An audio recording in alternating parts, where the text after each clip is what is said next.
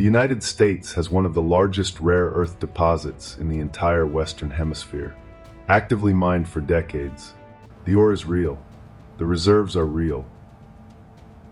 Australia has them. Canada has them. India, Brazil, Tanzania, Greenland.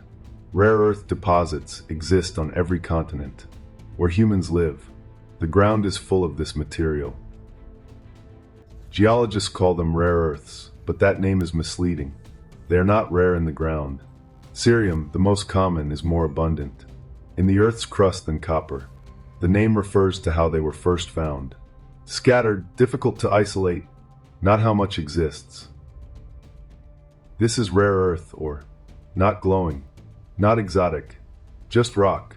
The problem, and this is the entire story, was never the rock. The problem is what happens after you pull the ore out of the ground. The step that turns rock into something a fighter jet can use. The step that turns ore into the magnet inside an EV's engine. That step, the refining, the separation, that is where the real power has always lived.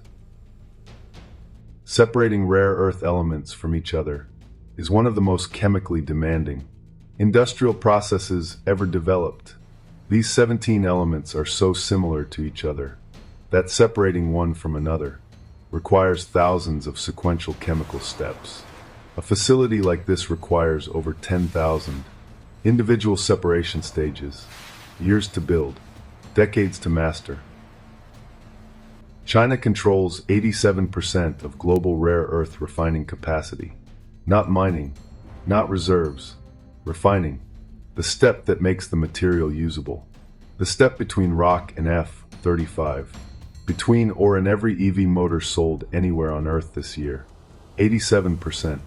One country.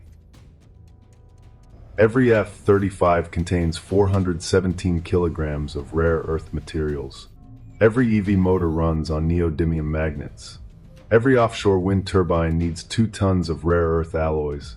Every smartphone screen uses rare earths to produce its colors. Not edge cases. The core technologies of 21st century defense, energy, and electronics.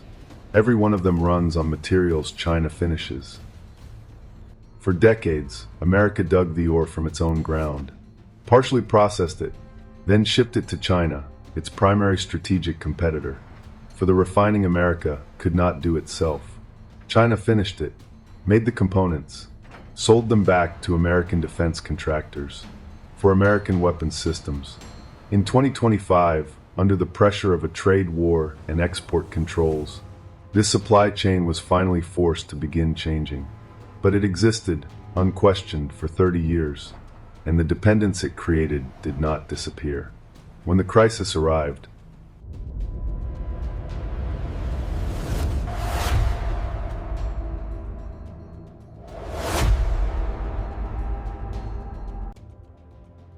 "17 elements. That is what this entire story is about. Entries on the periodic table most people have never heard of, and couldn't name if you put them in front of them. They are inside the phone in your pocket right now. Inside every electric vehicle sold on Earth this year. Processed, almost entirely, in one country. This is a neodymium magnet. It weighs less than 10 grams. Removing it from that steel plate requires 30 kilograms of force. That ratio changed every industry that depends on motion. Same power output, a fraction of the size, a fraction of the weight. Practical electric vehicles became possible. Surgical robots, military drones. Every one of those possibilities runs on neodymium. Before rare earth magnets, electric motors were heavy and inefficient. The rare earth permanent magnet motor removed those constraints. The EV transition is built on this motor. Offshore wind turbines with no gearbox, no transmission, just magnet and motion built on this motor. And this motor runs on neodymium processed in China. A single F-35 contains 417 kilograms of rare earth materials, spread across dozens of components. Dysprosium keeps the flight actuator magnets functional at jet engine temperatures. There is no substitute for dysprosium in this application. China produces 99% of global dysprosium supply. Remove the rare earths from an F-35, and it is not a less effective aircraft. It is not an aircraft at all. An electric vehicle uses 1 to 2 kilograms of rare earths in its motor, less than a bag of flour. Multiply that by 100 million. The number of EVs now being produced annually as of 2025, with projections continuing to climb steeply through the decade. The world produces roughly 350,000 tons of rare earth oxides annually. China's export controls in 2025 demonstrated, in real time, that the supply curve can be politically interrupted, regardless of geological abundance. The demand curve and the supply curve are not going in the same direction, and control over that gap belongs to Beijing. Each turbine contains approximately 2 tons of neodymium-praseodymium magnets in its generator. The UK alone plans 50 gigawatts of offshore wind by 2030, requiring roughly 80,000 tons of rare earth magnets. Europe's entire non-Chinese processing capacity, approximately 5,000 tons per year. Europe announced a green energy transition. It has not announced where the magnets come from. They come from China. They already do. The world is simultaneously electrifying vehicles, scaling renewable energy, modernizing defense, and digitizing everything. Every transition requires rare earths in quantities that don't currently exist in the supply chain. The IEA estimates meeting climate targets requires rare earth production to increase by a factor of 6 to 15 by 2040. The infrastructure to produce that does not exist outside China. The ore is dissolved in acid. That solution runs through solvent extraction columns, each rare earth element separating out at a slightly different rate. You repeat this process hundreds of times for each element. What comes out is rare earth oxide, the finished material that goes into magnets, displays, and defense systems. Not complicated to describe, extraordinarily difficult to do. A facility like this can contain more than 10,000 individual separation units, each one moving the mixture fractionally closer to purity. 3 years to build, another decade to run correctly. The knowledge of how to tune each stage, the pH, the flow rate, the temperature. Lives and engineers who have done this for 30 years. Not for sale, not transferable. For every ton of rare earth oxide produced, the process generates approximately 2,000 tons of toxic tailings, acidic wastewater, heavy metals, and in some deposits, radioactive material. Western governments looked at this cost and chose not to bear it domestically. China bore it. China got the industry. What you're seeing from the air is the consequence of a choice made by someone else, on someone else's land. This is what the process produces. Rare earth oxide weighs almost nothing, fits in a vial. When China scaled production in the 1990s, it could produce this at a cost Western facilities, paying for environmental compliance and full waste disposal, simply could not match. The market chose the cheaper option. The cheaper option had consequences. The market did not price in. In 1990, the United States was the world's largest rare earth producer. Mountain Pass Mine in the Mojave Desert supplied virtually the entire Western world's needs. The separation facility was operational. The expertise existed. The infrastructure existed. The supply chain was secure. Then, over the following decade, it was allowed to stop existing. China's export price was 1/5 of Mountain Pass's production cost by 1998. Molecorp couldn't compete, couldn't explain to investors why they should keep trying. Mountain Pass ceased rare earth separation in 1998, closed entirely in 2002. Molecorp declared bankruptcy in 2015. In less than 20 years, the US went from supplying the entire Western world's rare earth needs to producing essentially none of the processed material its defense contractors required. No law was passed, no decision announced. The market made a choice, and the market did not price in what that choice would cost. The white dashed line is Mountain Pass's break-even cost. The amber line is China's export price. In 1993, it drops below break-even and stays there for a decade. China's state enterprises could sustain losses because they weren't operating on profit logic. They were operating on strategic logic. Survive long enough that your competitor has no choice but to exit. Watch the Western producers disappear. Every single one. That spike at 2010, we come back to that. In 1992, Deng Xiaoping visited China's rare earth mining regions. He made a statement quoted in Chinese industrial policy ever since. Worth reading in full. The Middle East has its oil. China has rare earths. The rare earth deposits in China are far more important than Middle Eastern oil. He said this in 1992, 33 years ago. The strategy that followed was not improvised. It was announced.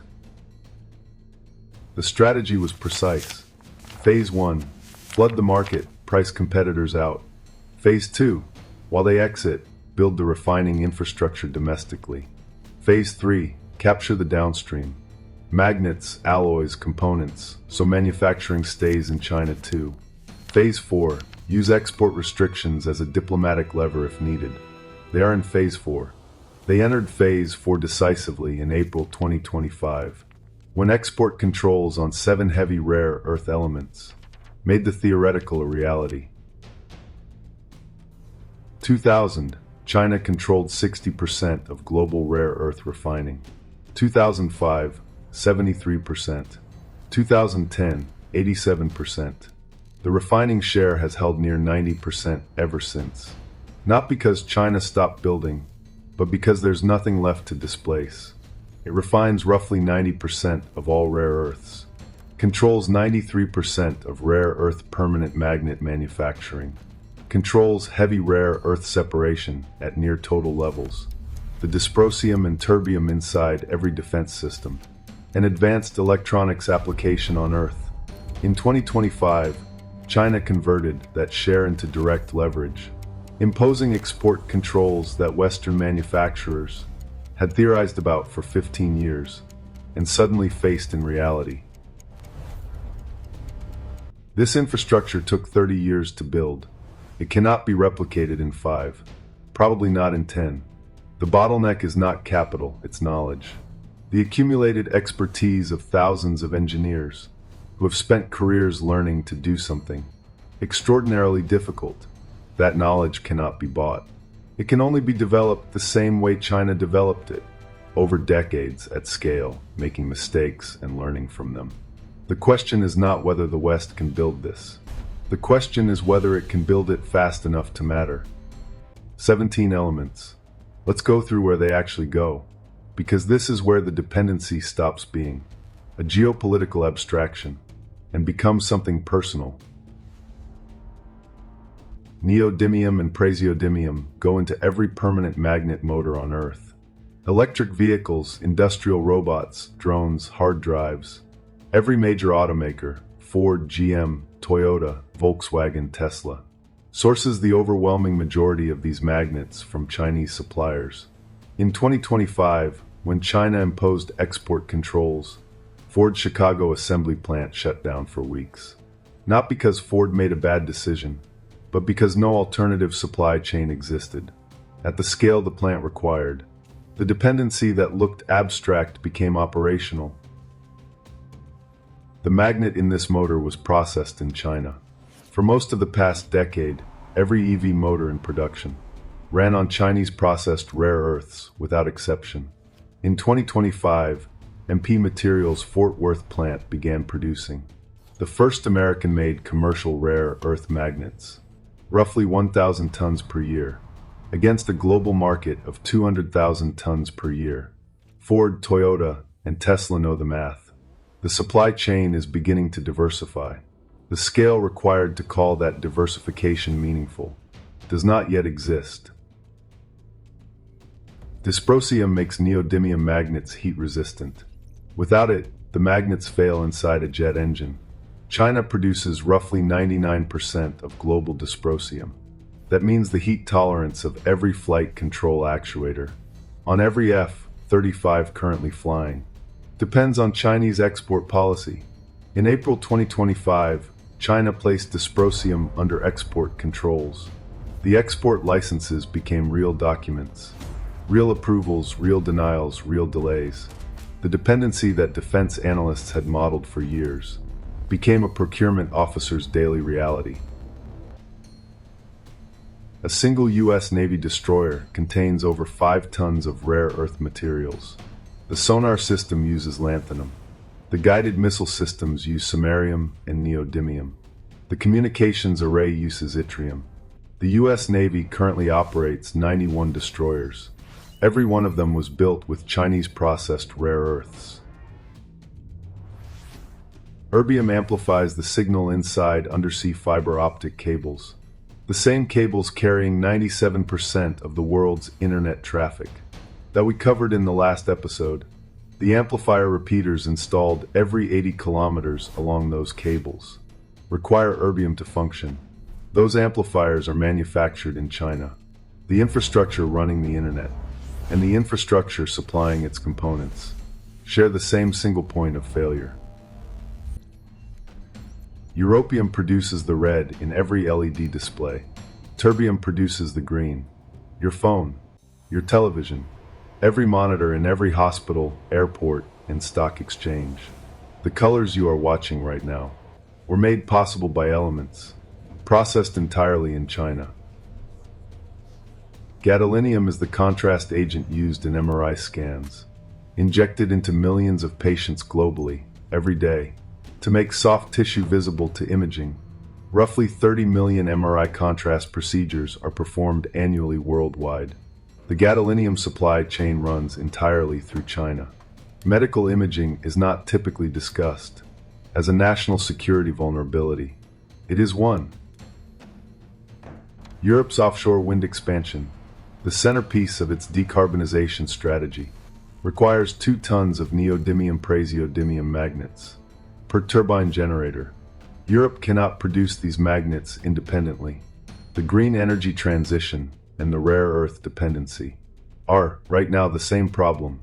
Europe is trying to reduce its dependence on Russian gas by building turbines that depend on Chinese rare earths. This is the architecture of the rare earth supply chain. The ore can come from anywhere on Earth, but before it becomes usable material, it passes through China. Every country's finished rare earth product, regardless of where the ore was mined, has been processed in China first. The world built a supply chain with a single node in the middle and called it globalization. China doesn't just process rare earths.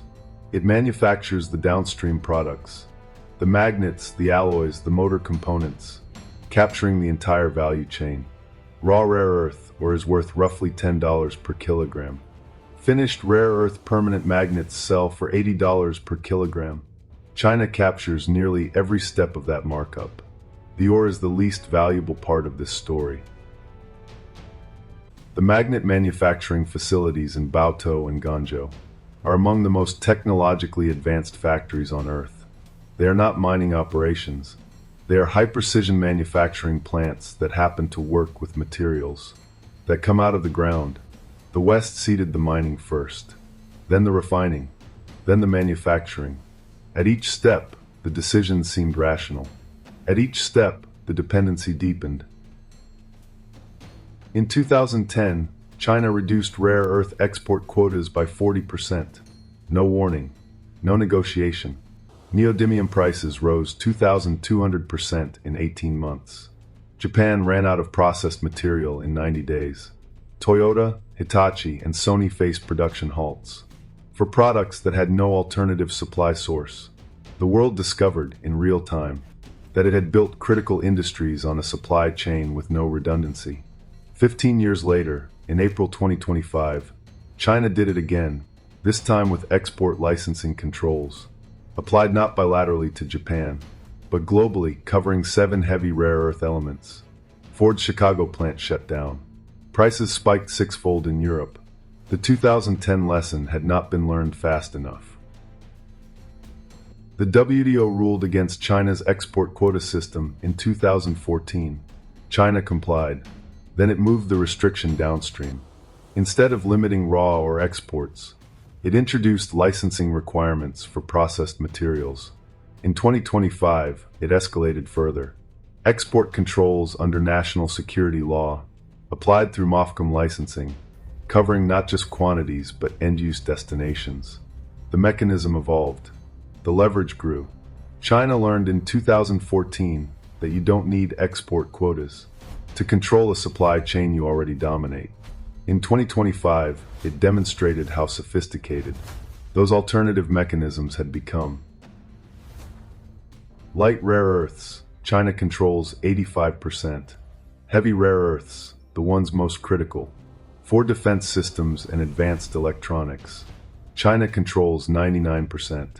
Dysprosium, terbium, holmium, no commercially operating separation facility for heavy rare earths exists outside China, not in the US, not in Europe, not in Japan, nowhere. For 15 years, analysts noted that China's rare earth leverage didn't need to be used to be effective. Its existence changed behavior. In April 2025, China used it, not in a war, in a tariff dispute. The lever moved, and factories stopped. The calculus for every defense contractor, every automaker, every wind turbine manufacturer is now different. Before 2025, you were making decisions in the shadow of something that might happen. After 2025, you are making decisions, knowing exactly what it looks like when it does. Baotou, Inner Mongolia, the rare earth capital of the world. More processing expertise, more trained engineers, more rare earth intellectual property concentrated in one city than the rest of the world combined. This did not happen by accident. China built an entire city's economy around this material, while the rest of the world was deciding it wasn't worth the environmental cost. The infrastructure problem is serious. The human capital problem is equally serious and less discussed. China has trained rare earth chemists and engineers continuously for 40 years. The West largely stopped. After Mountain Pass closed in the 1990s, you cannot rebuild a generation of expertise with a government grant and a 5-year plan. China's dominance in heavy rare earths is not purely industrial. It is also geological. Jiangxi province contains ion absorption clay deposits, where heavy rare earth elements are adsorbed onto clay minerals, at concentrations found almost nowhere else on Earth. Dysprosium, terbium, the elements with no substitute, and no second source. They are here, almost exclusively. Extracting heavy rare earths from these clay deposits requires pumping ammonium sulfate solution through the hillside, dissolving the rare earth ions directly from the clay, and collecting the runoff at the base. It is relatively inexpensive. It is also permanently destructive. The soil structure is gone, the groundwater is contaminated, the hillside does not recover. This is the process China runs at industrial scale.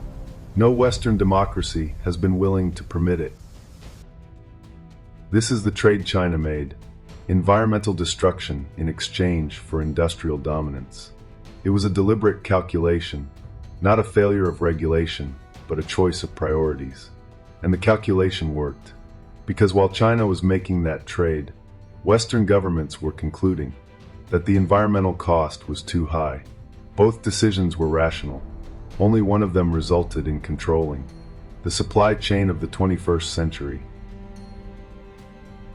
Every major power on Earth has now seen this dependency clearly, not in a policy document, but in a factory shutdown. The United States, the European Union, Japan, Australia. In 2025, they stopped theorizing about the vulnerability and started responding to it. The response is real. It is the most serious response ever mounted. And as you're about to see, it arrived after the damage began. It is funded at a fraction of the required scale, and it is racing a window of risk that is already open. In part 2, we go through each of them. Every attempt, how far it fell short, and what happened when China stopped waiting.